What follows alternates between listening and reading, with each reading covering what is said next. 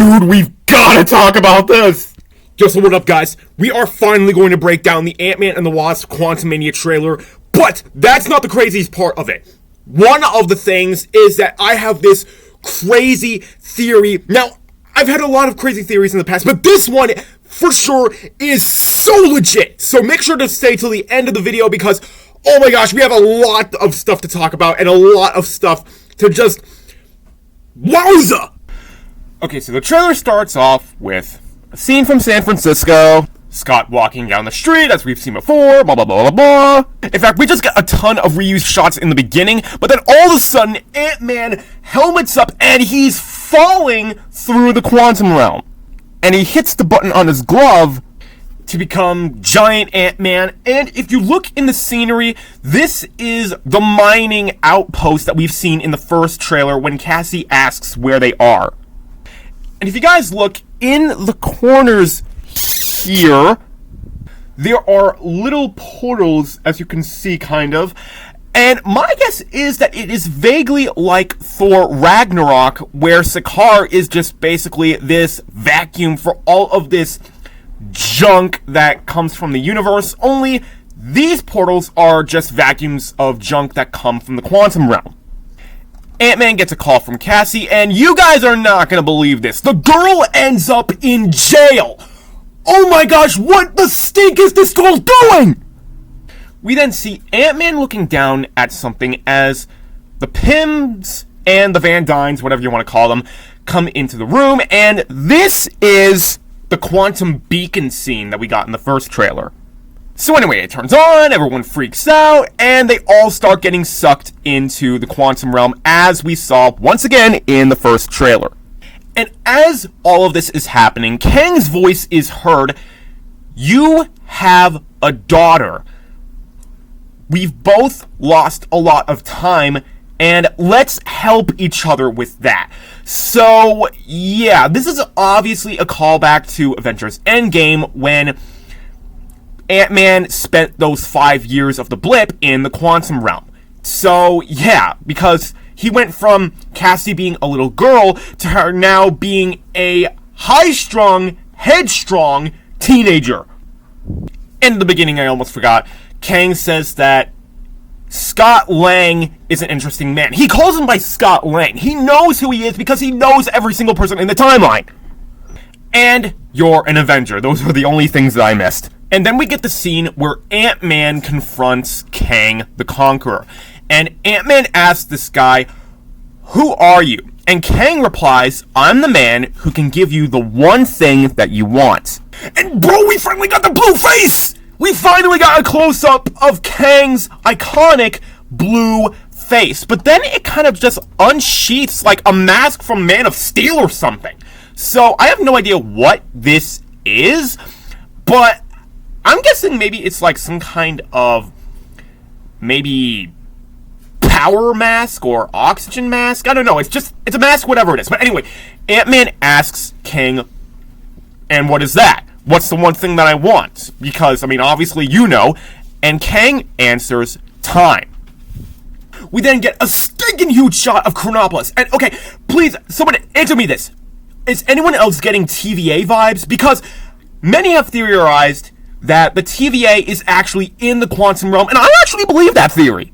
We then get Kang looking out into these portals, and it just looks like some kind of galactic, like, constellations, except for this one big hole here.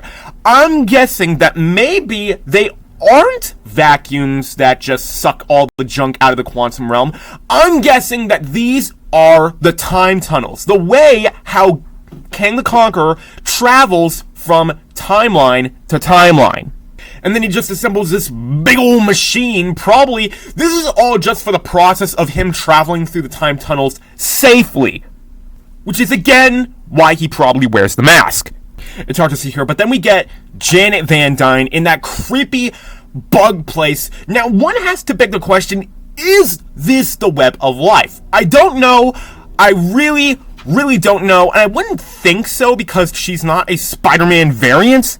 And as all of this is happening, Janet says that Kang has the ability to rewrite existence and shatter timelines. So, yeah, this dude took the name for himself, the Conqueror, very easily. So, this is just all insane, and it is really explaining the power of Kang the Conqueror. And that's another reason why Janet never told anyone about this guy. Ant-Man's then in like this dark red and gold area, and then all of a sudden he splits into another variant of himself. And both of these variants are freaking out because they both realize that they're looking at themselves. Now, okay, I've shut up long enough. I have a theory that could possibly blow your minds. Now, a lot of people have been begging the question, will we be getting the Infinity Stones back in the main MCU timeline? Well, when it comes to finding the answer for that question, here's something for your viewers. Eureka! I found it! And this originally comes from a theory that came from New Rock Stars. Thank you guys so much for this theory. Why is the TVA so dang orange? Now, his theory on that was that it is actually powered by soul energy to keep the TVA agents alive. Souls from, I don't know, maybe the timeline. Or, since the Infinity Stones are in the TVA, I'm guessing that Kang the Conqueror has the Infinity Stones.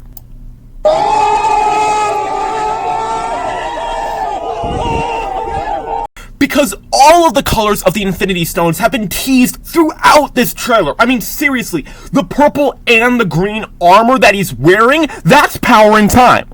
The blue mask and eyes, that's space. The orange TVA, that's soul. The background, I know it looks black, but it's a very dark red. That's reality. And there's also yellow with that one orb thing that Kang was putting in the first trailer. So, dude, it is so crazy that he is harnessing the power of the Infinity Stones. Now, how exactly can he do that? Because, I mean, he's just a guy from the future. Well, my guess is that they're actually in this little machine here, so therefore he can use the Infinity Stones, but at the same time he cannot use the Infinity Stones. What I'm saying is he can use their energy to conquer timelines, but at the same time he won't, just be using them like the Infinity Gauntlet, therefore not die. Because all he needs is just even like a taste of all 6 Infinity Stones to literally be the one thing that he wants to be. The Conqueror of Timelines, one of the most powerful characters in Marvel. That's insane! And then Janet warns Ant-Man, you cannot trust this guy. Because, I mean, she's obviously run into this guy before because, she spent 20 years in the quantum realm? And then the Wasp looks at something, and I have no idea what her facial expression is here. Whether that's, okay, why are you trusting this guy? What is happening to my family? Or something's coming and they're about to fight something. I have no idea about this scene. All I know is that they're in that coral reef scene that they were in the first trailer.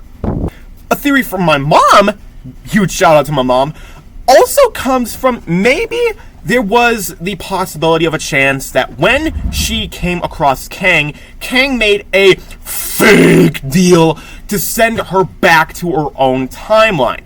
And then all of a sudden, whoops, betrays her.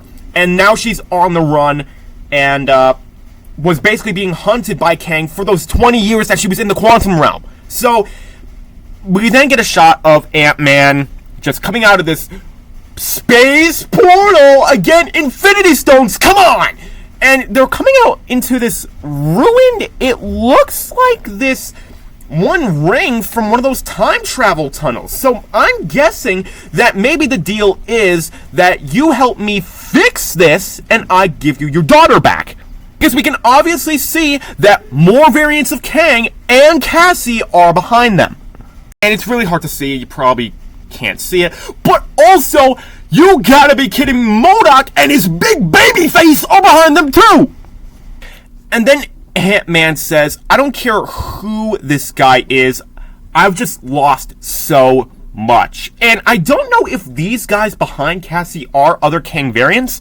There have been rumors flying about that Kang has variants of Ultron. Now, it is possible. I don't know who these guys are, what the heck, but all I know is that these guys are just soldiers working for Kang.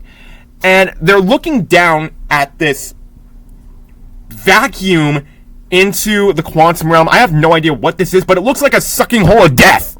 We then just get some flashbacks from the first Ant-Man film and Cassie's birthday. And then Cassie hugging her dad in a very, very similar fashion.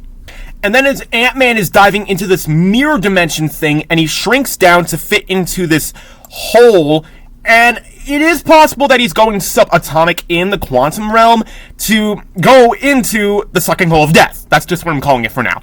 So, anyway, he then says that he can give us a second chance. So he believes that Kang is actually on their side.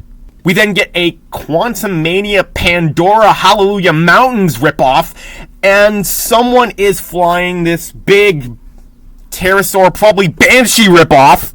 But as it goes closer and it's kind of dipping its wing into the water, it's actually looking more like a flying sea mantis. We then see that Hope, Janet, and Hank are riding this thing, most likely because Ant-Man's not listening to them, but they still want him to get his head on straight. This is all just crazy and I don't want to stop, but I will continue. I promise. Part 2 is literally coming momentarily. Do not worry, you guys. So make sure to subscribe to the Dragon Clan family to not miss out on my future videos and giveaways. Make sure to like this video if you are a fan of everything Ant-Man, and share with your friends to spread the word. Kang has the Infinity Stones! Holy cow! So that was a lot to take in. Respect for all you guys out there. Peace out. Let's just go to part 2.